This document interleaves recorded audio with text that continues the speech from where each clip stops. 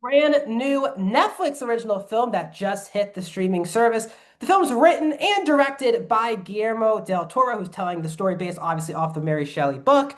Del Toro's last movie was his first Netflix film, which was 2022's Pinocchio. This movie stars Oscar Isaac as Victor Frankenstein, an egotistical but brilliant scientist who tries to cheat death by creating a creature who can bring life. And that creature turns out to be the creature, who in this movie is being played by Jacob Elordi. But while Victor cared so much about putting the effort in to make this creature, he did not put as much effort as treating the creature as a regular human being, as the creature and Victor are on their own journeys back to each other to see what lessons they have learned. Mia Goth is in the movie as Elizabeth Clare, the wife to Victor's brother, who is William, played by Felix Kammerer. Elizabeth takes a interest in the creature when she realizes Victor is hiding it in the mansion. Christoph Waltz plays Harlander, the person who is the uncle to Elizabeth, but he's also funding Victor's experiments, and he has a bargain that he wants Victor to also come through with. The film is 2 hours and 29 minutes and is rated R. Welcome back, everyone, to a brand new review here at Max Talks Movies. My name is Max. We're talking about Guillermo del Toro's Frankenstein, not Pinocchio, Frankenstein. So if you're new to the channel, guys, please hit that subscribe button and ring that bell. I do videos basically every single day covering movies, TVs, and entertainment. So please subscribe, ring that bell. Try to get us to 400 subscribers by the end of 2025. Comment down below. Did you like Frankenstein? Did you see this in theaters or on Netflix? And where does this rank for you in Del Toro's filmography? I'd love to hear your thoughts down in the comment section down below. And also hit that thumbs up button. So I am someone who grew up not being a big fan of Guillermo del Toro. I think Pan's Labyrinth is a good movie, not a great movie. Pacific Rim, and I think Shape of Water for me is one of the more overrated Best Picture winners of the last 15 years. But I adored his Pinocchio movie a couple years ago. It was one of my favorite movies of that year, and it's easily my favorite Del Toro movie. But this is a very epic. Now he told his version, his dark version, the truthful telling of Pinocchio. And here we are 3 years later, and obviously Del Toro takes on another misunderstood creature, just like in The Shape of Water, just like in Pinocchio, as we get Frankenstein. And I gotta say, I am now, might be turning a complete corner on Del Toro as a filmmaker. I thought this movie was excellent.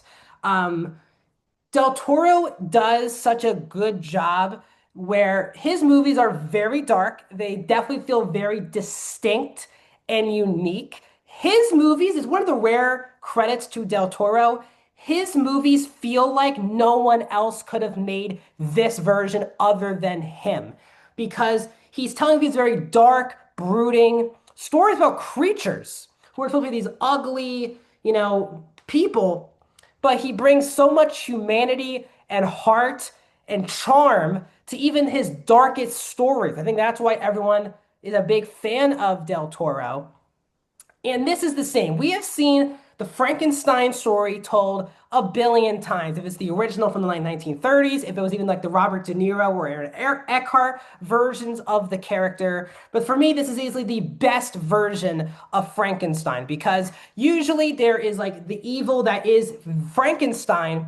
But the true villain of this movie is Victor Frankenstein, played by Oscar Isaac, not the creature itself. And Oscar Isaac plays this manic genius, but also very egotistical scientist who believes in what he's doing, wants to bring life. And the moment that happens, he kind of forgets about having to care for another thing or human being after his creation. He put so much effort. His crescendo to his life was building and constructing this creature, but he didn't really think about what would happen when the creature came to life. And Oscar Isaac is a very charming actor. Early in the movie, you want to really root for him after learning about his childhood, which is done very well by played by his father, Charles Dance.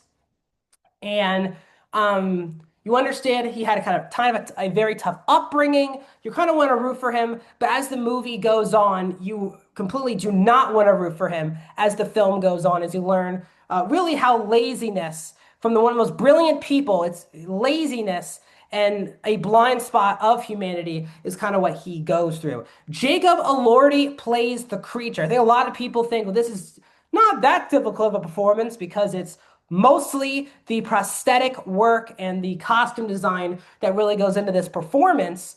But he is exceptional. He is on a different level than anyone else in this movie. And I love Oscar Isaac. I'll get to some of the other performances, but Elordi is brilliant here because he has to play this character when he really can't say anything. But as this character, especially in the second half of the movie, learns more and more about humanity and where he fits in as the creature is trying to figure out why was he made? Why did his creator make him? And does that affect how he should fit into society and all of those things? And from a story level, that I think it hits very deeply, but Elordi is really fantastic here, bringing so much heart and emotion to this performance, especially towards the last like 20, 30 minutes.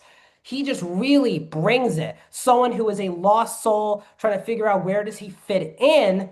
And yeah, and I just think it's a brilliant performance that needs to be rewarded throughout awards season. Mia Goth fits right into a Del Toro movie. She's good. She's not in the movie as much as I wanted her to be in the film. On other positives, the production design and the sets are immaculate. It's one of the best looking movies, both from a cinematography and direction perspective, but also from a set perspective, from a production design, from a costume design. It is a unbelievable below the line movie where this everything revolving around this movie below the line should be nominated. It's just a jaw-dropping, like especially the set where Victor builds the creature. It is just amazing because if it is a real set, it's not a CGI background. It's a real set that these actors are on, and it's just unbelievable. Del Toro's productions now are just some of the most beautiful and gothic designs we have seen ever in cinema. Alexander Desplat's score is great, but as I said, the heart and soul is two very lost characters where Victor becomes very lost with what his purpose was after the creature was born, and the creature is very lost. And their dynamic and them two are easily the best part of this movie. I will say this, on a negative level, I thought the Mia Goth, her being obviously the niece of Christoph Waltz's character, the fact that she's married to Victor's brother, and she has an interest in Victor's life and the creature. I just thought she should have been more included in the movie. There's points where she's very focal to the story. Like the first half of the movie, she feels very important, but then the second half, she just doesn't feel important at all to the plot. And there's some big character moments with her towards the third act, and you just don't feel that emotion because I think for the most part she's a very wasted character. I think there are times I think she really needed to be one of the most important characters in the movie, but the movie is so focused on Victor and the creature, it doesn't really allow any of these other side characters to feel like they're that important to the movie. Christoph Waltz, really good actor, great actor. His character is like just there when we kind of learn too late into the movie what his character wanted out of Victor in this relationship and getting him to build the creature. Interesting plot point. It was just barely touched upon and then forgotten about for the rest of the movie. So his character is kind of just there. So while I think there's so much complexity and nuance to the two lead characters, I think everyone, and including like even like Victor's brother, could have been a really complex, interesting character. One of the least interesting parts of this movie. So I think there were side characters that I thought could have been elevated from a script level, and it really could have made this one of my favorite, like two or three favorite movies of the year. But I still think this is an excellent movie. It's the best version we've gotten of Frankenstein. Oscar Isaac is brilliant, but Jacob Elordi is fantastic in this movie, and I am quickly turning the corner, becoming a big fan of Guillermo del Toro. I'm giving it a 4 out of 5 stars. I am going 83% for Frankenstein. What are your thoughts on this movie? Let me know down in the comment section down below. Like the video, subscribe to my YouTube channel, and I'll see you guys in another video very soon.